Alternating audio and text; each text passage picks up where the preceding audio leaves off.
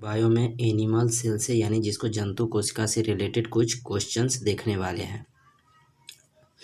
किस कोशिकांग को कोशिका का मास्टर कहा जाता है, ये हमसे पूछा जा रहा है। तो किस कोशिका का हो जाएगा, तो हम जानते हैं क्या कि नाभिक जो होता है, किसी कोशिका की नाभिक जो होता है जिसको हम मास्टर कहते हैं, नाभिक कोशिका के डीएनए की क्या होता है, ब्लूप्रिंट के अवयव अपने समाहित रखता है। इसका मतलब है डीएनए जो होता है यानी ब्लड में डीएनए और आरएनए होता है, तो डीएनए जो होगा तो डीएनए के ब्लूप्रिंट के अवयव अपने में समाहित रखता है। इसका मतलब है डी नंबर इसका क्या होगा, राइट आंसर होगा, नाभिक। नेक्स्ट क्वेश्चन देख लेते हैं कि किस कोशिका में मौजूद सबसे बड़ा कोशिकांग कौन सा है, यानी किस कोशिका में जो सबसे बड़ा कोशिका मौजूद रहता है, ये क्वेश्चन हमसे पूछा जा रहा है। तो हम जानते हैं क्या कि क्या होता है, अंतः क्या है, प्रत्यय जालिका हो गया, नाभिक हो गया और गोल्जी काई हो गया और माइटोकॉन्ड्रिया हो गया। तो बिल्कुल इसका आंसर क्या हो जाएगा, बी। नाभिक में जो उपस्थित सबसे बड़ा कोशिकांग होता है, यानी नाभिक जो कोशिका होगा इसमें सबसे बड़ा क्या होता है, कोशिकांग को नाभिक होता है, जिसको हम क्रियाकलापों की नियंत्रित करता है, जो नाभिक की कोशिकाओं के क्रियाकलापों की नियंत्रित करता है। नेक्स्ट क्वेश्चन देख लेते हैं कि निम्न में से किस कोशिकांग को कोशिका का प्रोटीन कारखाना कहा जाता है। प्रोटीन कारखाना बोल रहा है, तो प्रोटीन कारखाना जो हो जाएगा वो हमेशा क्या होगा, प्रोटीन यानी हम बोल सकते हैं क्या कि प्रोटीन हमारा जो होगा ये हरित लवण है, लाइसोसोम्स है, माइटोकॉन्ड्रिया है और राइबोसोम्स है। इसका आंसर हो जाएगा राइबोसोम्स। क्यों, क्योंकि राइबोसोम्स सजीव कोशिकाओं के कोशिका के द्रव में स्थित बहुत ही सूक्ष्म कण है, जिसकी प्रोटीन की संश्लेषण में महत्वपूर्ण भूमिका है, इसलिए इसे कोशिका की प्रोटीन फैक्ट्री भी कहते हैं। इसको क्या बोलते हैं, कोशिका की प्रोटीन फैक्ट्री भी कहते हैं। निम्न में से कौन सा कोशिकांग केवल पशु कोशिका में पाया जाता है। निम्न में से कौन सा कोशिकांग केवल पशु कोशिका में पाया जाता है। पशु कोशिका में दे रहा है, तो पशु कोशिका में क्या हो जाएगा, लाइसोसोम। तो लाइसोसोम इसका क्या होगा, राइट आंसर होगा, क्योंकि लाइसोसोम जंतुओं की कोशिका में मुख्य पाया जाने वाला होता है, जिसको एंट्रोसाइनोटिस द्वारा क्या हो जाएंगे, लाए गए प्रोटीन तथा अन्य पदार्थों का पाचन करता है। भोजन की कमी के समय से लाइसोसोम साइटोप्लाज्मा में स्थिर प्रोटीन, लिपिड और कार्बोहाइड्रेट का पाचन करता है। ये चीज़ हम जानते हैं। तो कौन सा कोशिका पशु कोशिकाओं में पाया जाता है, तो लाइसोसोम्स हो जाएगा। नेक्स्ट क्वेश्चन देख लेते हैं कि जीवन की मूलभूत इकाई जिसको यूनिट क्या है, जीवन की पूछ रहा है, तो जीवन की जो हो जाएगा वो कोशिका ही होता है। तो जीवन की मूल इकाई यूनिट कोशिका, जिसको हम सेल बोलते हैं, क्या बोलते हैं, सेल बोलते हैं। तो ये हो जाएगा सेल है, जो 1665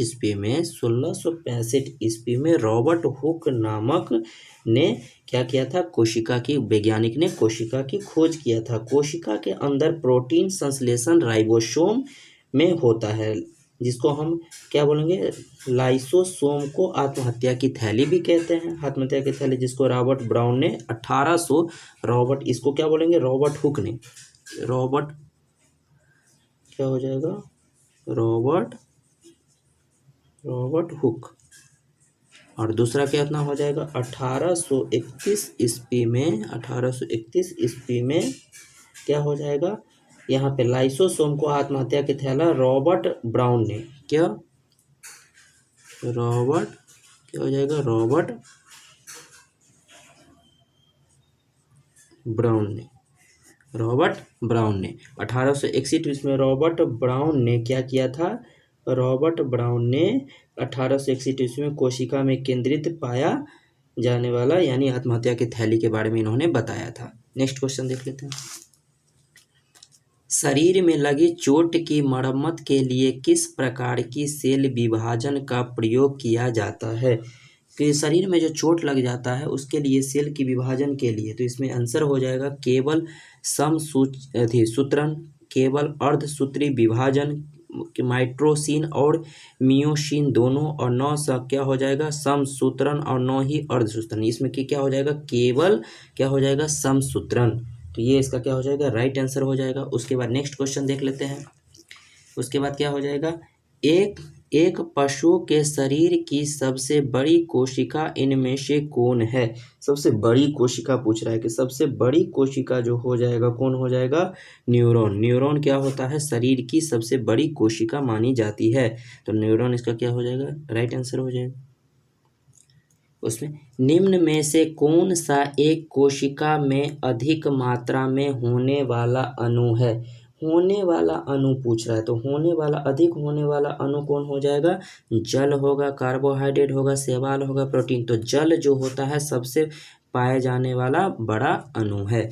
हम नेक्स्ट क्वेश्चन देख ले सकते हैं। कोशिका सिद्धांत निम्नलिखित में से किस पर लागू नहीं होता है। पहला जीवाणु पर, कवक पर, शैवाल पर और विषाणु पर।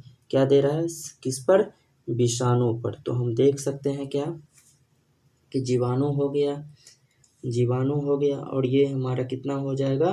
तो इसका आंसर क्या हो जाएगा डी। विषाणु जो होता है जिस पर कोशिका यानी सेल से कोई रिलेटेड नहीं होता है, कोई लागू सिद्धांत नहीं इस पे काम करता है। नेक्स्ट क्वेश्चन देखेंगे कि निम्न में से चुने लाइसोसोम क्या है। सबसे पहले लाइसोसोम, तो इसके बारे में हम जानते हैं कि लाइसोसोम को हम क्या बोलते हैं आत्महत्या की थैली, जिसमें बोलेंगे आत्महत्या की थैली। दूसरा क्या हो जाएगा डीएनए। डीएनए जो होता है वो क्या होता है, तो डीएनए हम देखेंगे तो डीएनए को हम बोलते हैं, डीएनए जो होता है वो गुणसूत्र होता है। क्या होता है गुणसूत्र होता है। क्या होता है गुणसूत्र होता है। तीसरा होता है माइटोकॉन्ड्रिया। तो माइटोकॉन्ड्रिया क्या हो जाएगा बताओ। माइटोकॉन्ड्रिया जो होता है जिसको बोलते हैं पावर हाउस। क्या बोलते हैं पावर हाउस। तो ये हमारा क्या है, तो हम देख सकते हैं लाइसोसोम होता है आत्महत्या की थैली है, डीएनए गुणसूत्र हो जाएगा, माइटोकॉन्ड्रिया क्या हो जाएगा पावर हाउस।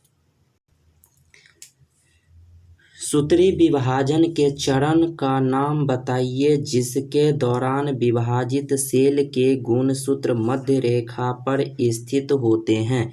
सूत्री विभाजन के चरण का नाम बताए, तो सूत्री विभाजन जो हो जाएगा उसका होता है क्या एनाफेज हो जाएगा, टेलोफेज हो जाएगा, मेटाफेज हो जाएगा और प्रोफेज हो जाएगा।